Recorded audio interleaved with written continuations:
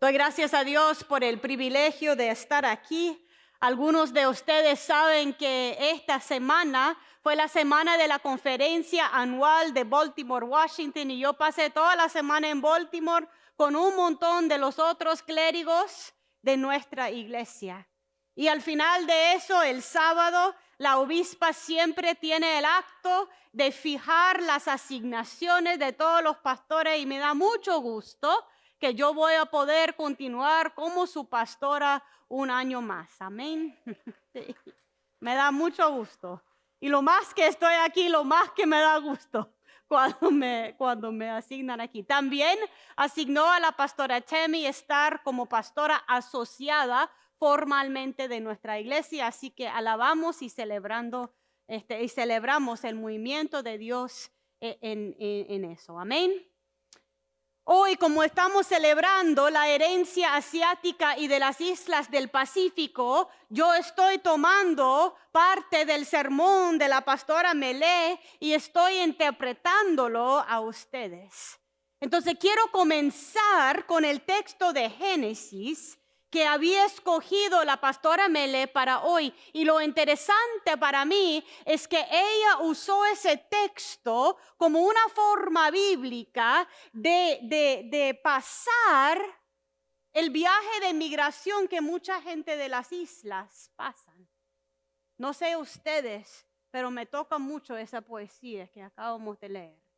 Y me remarca en una manera muy específica cómo la experiencia asiática y de las islas está tan parecida a la experiencia latinoamericana. Y en esas similitudes, nosotros tenemos la oportunidad de dar gracias a Dios por la manera que el Señor ha acompañado a nosotros en todo lo largo, porque es largo, de la jornada de la fe y de la migración. La pastora Melé, comenzando con Génesis 1, dice que en el principio Dios creó los cielos y la tierra era un caos total y las tinieblas cubrían el abismo y el Espíritu de Dios se movía sobre la superficie de las aguas. Piensa en la gente de las islas que el agua es vida. El agua es el contexto del movimiento de ellos en el mundo. Entonces no es de nada que Dios mueve con su espíritu poderoso sobre las aguas y comienza a crear. Hay pueblos que cruzan desiertos y hay otros pueblos que cruzan aguas para llegar al sitio donde están intentando llegar. Lo poderoso de pensar en esa historia de creación como testimonio de migración del pueblo de las islas es que en un momento Dios se mueve sobre las aguas de la misma manera que Dios se aparece en el desierto a Agar, a la gente que mueve diciendo: yo soy tu Dios. Yo no te dejo ni en el desierto ni en el agua. Yo muevo sobre la superficie, creando cosas que en tus propios poderes no pueden. No es eso que nosotros necesitamos de un Dios que mueve con nosotros, un Dios que abre caminos, un Dios de milagro, un Dios que puede mover en el mismo sitio donde estamos, creando espacio. Aleluya. No es que han necesitado en tu propia vida momentos que el agua fue profunda, el desierto fue largo, el calor era más de lo que se podía soportar, pero Dios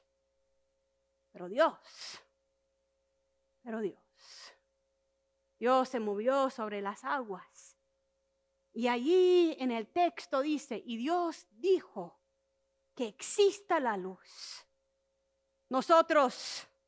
Yo digo nosotros porque yo no soy latina, pero siento tanto de la experiencia que ha compartido mi esposo y ustedes conmigo. Nosotros entendemos que a veces al declarar cosas con nuestras bocas, estamos poniendo poder de Jesús.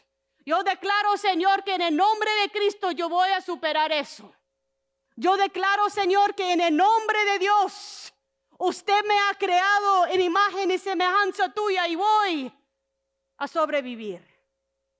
Sabemos que hay poder en la declaración de voz y Dios literalmente declara que existe la luz y hay luz.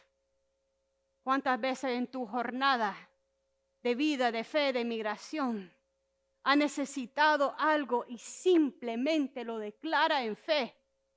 El Señor está ahí con uno.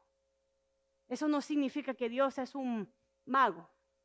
Significa que Dios es algo real, poderoso en tu vida y en la mía, proveyendo en los momentos que necesitamos. Dios consideró que la luz era buena y separó de las tinieblas, y la luz la llamó día y las tinieblas noche, y vino la noche, llegó la mañana, y ese fue el primer día. Esa historia de Génesis, de la creación, la historia de tu fe es una historia de Dios caminando pasito con pasito con pasito para llegar al punto donde uno quiere estar.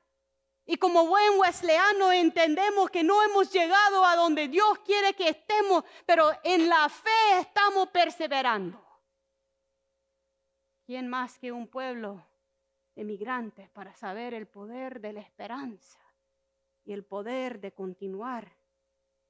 Lo otro lindo de la creación y la manera que la pastora Melé lo estaba usando para ilustrar su vida es que Dios comienza sobre la tierra a crear vegetación que produce hierbas que den semillas, árboles que den su fruto con semilla, y todo según su especie. Cuando vemos la diversidad del mundo, hay fruto, hay semilla de tu vida que solamente sale de usted. Y a veces este país no lo recibe. A veces el diablo pone obstáculos que no puede ser sembrado la semilla que Dios ha puesto en tu vida, pero Dios es más poderoso que cualquier otra cosa. Y la semilla, el fruto de la variedad de humanos que ustedes, es precisamente la semilla que se necesita en la vida donde está. Hoy día estamos celebrando el segundo domingo de Pentecostés y no hay nada mejor que ver varios lenguajes, idiomas, de ver varias personas, de participar en una iglesia multicultural para ser recordado que cada quien tiene algo de aportar. Y cuando tu semilla no encuentra suelo fértil, no es solamente usted que pierde, pero es tu familia, tus amigos, tus compañeros de trabajo, porque la semilla y el fruto en tu vida tiene valor. El poema que acabamos de leer habla del hecho que muchas veces ni las diplomas, ni la experiencia, ni todo lo que uno sabe al venir acá es reconocido, pero Dios sabe la semilla que tiene adentro. Yo nunca jamás me olvida el primer trabajo que tuvo mi esposo, que estaba arreglando tomates en un supermercado y que vino con lágrimas en sus ojos y me dijo: yo no vine a este país para perder todo quien era yo. Pero Dios, la lucha es difícil y dura, pero Dios sigue. Y ahora esas semillas que ha sembrado Él en mí, en sus hijos, en esta comunidad de fe, en el lugar donde trabajo, solo por Dios, que sabe la semilla que llevaba, aun cuando no reconocía ni diploma, ni experiencia, ni nada. La historia de la creación puede ser historia de nuestra fe, puede ser historia de nuestra historia de vida.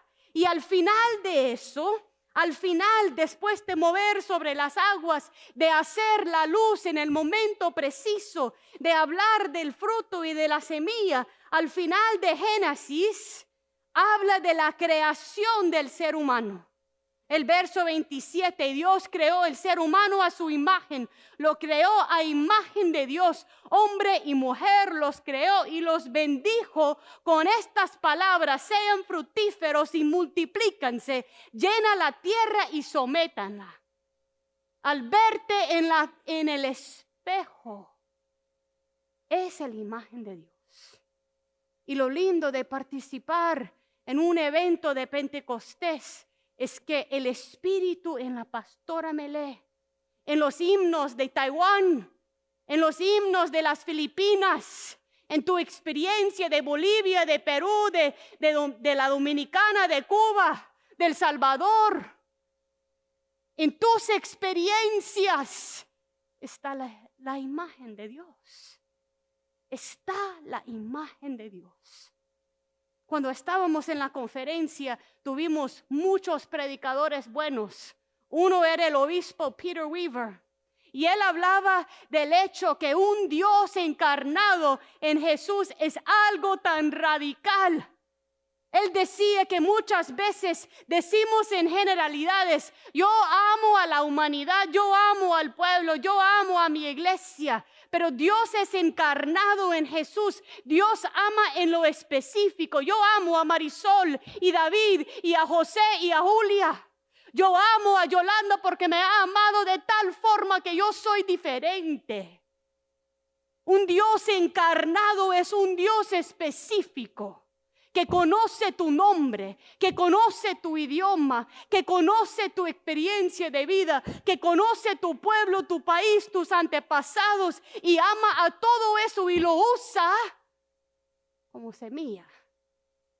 Pero nosotros tenemos que creer, no lo que el país nos dice, lo que Dios ha depositado en nosotros. Tenemos que creer que no somos poca cosa, que literalmente servimos a un Dios encarnado que tiene poder en cada uno de nosotros. El obispo Weaver, cuando estaba ordenando a nuevos candidatos al ministerio, cuando estaba hablando del bautismo, sacó el certificado de ordenación de su abuelo. Y eso fue de 1936. El Bishop Peter Weaver es alemán. El nombre de su abuelo era Adolf. Por supuesto, en 1930 aquí en este país nadie replicaba ese nombre, porque solo se asociaba con Adolf Hitler, ¿verdad? Pero sacaba ese certificado de ordenación de su abuelo, y en el certificado decía que el abuelo de él debía de vivir con el espíritu y los actos que honran a Dios. Mi pregunta para nosotros: tus actos, mis actos, tu espíritu, mi espíritu, ¿honran a Dios? Porque dice el obispo Weaver que parte de un Dios encarnado, un Dios que se hace humano, un Dios que viene a morar en cada uno de nosotros. Parte de eso es que cuando el Espíritu de Dios está en usted, usted y yo nos volvemos al Evangelio. Nos movemos el Evangelio. Mi manera de amar, tu manera de amar, tu manera de acompañar, tu manera de orar, de percibir la presencia de Dios se vuelve en un entender encarnado el Evangelio de Dios en tu vida. Tus hijos lo necesitan, los míos lo necesitan. Jóvenes adultos, yo siento que mis niños me necesitan más ahora que nunca. Y no puedo ya hablarle con palabras. Lo que ellos leen ahora es mi espíritu y mis actos. Porque mis palabras ya no cuentan como antes. Como usted y yo estamos encarnando el Espíritu de Dios. Es lindo pensar que Pentecostés fue el momento en que Pedro comienza a predicar, comienza a exhortar, y cada quien escuche a Pedro ¿cómo? En su propio idioma. Dice el obispo Peter Weaver que nosotros a veces perdemos de vista que nuestro entender de Dios es único. Porque en vez de ser un solo lenguaje, en vez de ser una sola, eran todos escuchando en su propio idioma, porque Dios sabe tus particularidades, cuentan, y las semillas de tu vida son necesarios para este mundo. Cada uno tiene propósito y llamado. Porque lo específico depositado por Dios en usted, nadie más lo puede replicar. Nadie más lo puede replicar. Pedro habló como uno de Galilea y la gente le escuchó en su propio idioma. La pastora Melé lee el texto de Génesis en su idioma de Tonga y el Señor lo escucha y no exige que sea en español ni inglés, pero lo escucha en Tongan porque en Tonga Dios está presente. Y Dios está presente en Bolivia, en Perú, en Ecuador, en Colombia, en Cuba. Y Dios está presente acá, en lo nuevo que estamos formando acá. Porque ustedes ya tienen una identidad mezclada, una identidad nueva, con semilla y fruto que solamente usted puede sembrar. El texto leído de Mateo es seguido después del Pentecostés. Decía el obispo Weaver que a veces nosotros pensamos que el Espíritu de Dios cae en nuestras vidas para nosotros mismos. Pero en el momento que el Espíritu de Dios está sobre nosotros, somos llamados a servir, a servir. A servir al mundo en el nombre de Cristo. Y cuando uno está más claro de lo único que son las semillas tuyas, uno tiene más motivación de estar en el mundo. Hay alguien con lo cual usted puede hablar que nadie más va a tener la habilidad de llegar a su corazón como usted lo puede hacer. Estoy segura. Hay alguien, puede ser alguien de tu familia, alguien muy conocido. Yo miré a alguien que conozco en la conferencia y yo le digo, usted se ve bella. Bella se miraba, me dice, gracias. Pero honestamente, solamente anhelo que fulano, mi esposo, me diga eso. A veces usted tiene un trabajo con tus hijos, con tu esposo o esposa, con tus padres, con personas en tu congregación, que las palabras y la semilla de tu boca son las únicas que pueden hacer lo que Dios quiere hacer en su vida. Por eso creemos en un Dios encarnado, un Dios que conoce por nombre cada uno de nosotros, un Dios que habla todos los idiomas, un Dios que celebra la diversidad y también dice que en Cristo somos uno. Somos uno en Cristo, en toda la diversidad que somos. Así que, para concluir, les digo que nosotros somos pueblo que debemos de vivir perpetuamente, dice el obispo, perpetuamente en una temporada de Pentecostés. Debemos de estar constantemente pidiéndole a Dios, Señor, cae sobre mí. Señor, renueva mi corazón. Señor, muéstrame qué debo de hacer. Señor, dame el milagro del perdón para que yo pueda sembrar la semilla que usted tiene que yo debo de sembrar en la persona más cercana a mí. Señor, cae sobre mí hoy. Renueva mi vida, renueva mi corazón, renuévame, Señor, yo no quiero ser igual.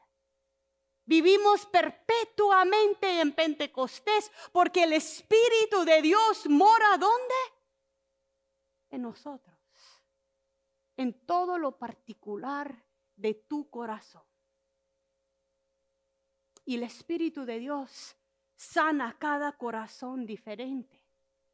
Mis heridas que necesitan ser sanadas no son las tuyas, pero Dios sabe. Y Dios que mora en mi corazón para sanarme es el mismo Dios que puede morar en tu vida para sanarte a vos. Porque en la sanación estamos encontrando el llamado a servir. A veces intentamos servir cuando no hemos sido sanados. Pero Dios quiere renovarte, sanarte. Darte la paz de Dios para que lo pueda compartir con el mundo. Y Dios sabe lo particular que necesitas. Al final del servicio, y creo que lo voy a hacer en el entierro de mi abuelo, porque mi abuelo tenía un corazón de evangelista. Yo creo que voy a llamar a los nombres de todos sus nietos como testimonio al legado que él tiene. Al final de su sermón, el obispo Weaver comenzaba a llamar nombres. Dios te conoce por nombre. Edmundo y Marcela, Lilian y Milagro. Conoce por nombre. En todo lo específico.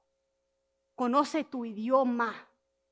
Quechua, español, inglés, mezclado. Los jóvenes que no son ni de aquí ni de allá, Dios está en medio con ellos. Dios está en medio de las barreras que divide primera generación de segunda. Dios está allí moviendo en las aguas, como dice la pastora Melé, y en el momento preciso trayendo la luz que necesitamos para sanar y seguir. Vivimos bajo el Espíritu. Somos llamados a servir. Y somos individuos únicos, llamados toditos, necesitados toditos por el reino de Dios, porque servimos a un Dios del Espíritu y de encarnación. Amén y amén. La canción de respuesta es uno que me imagino que no conoce. Es un himno tradicional de Pakistán que se llama Saranam. En parte ese himno es precioso para mí porque fue tomado de Pakistán por un hombre de Sri Lanka, traducido al inglés y español. Y ese señor que lo tradujo, yo fui enviado a misión con su bisnieto. Porque la palabra de Dios va de generación a generación. El himno habla del hecho que Dios es nuestro refugio. Nuestro refugio. Jesucristo.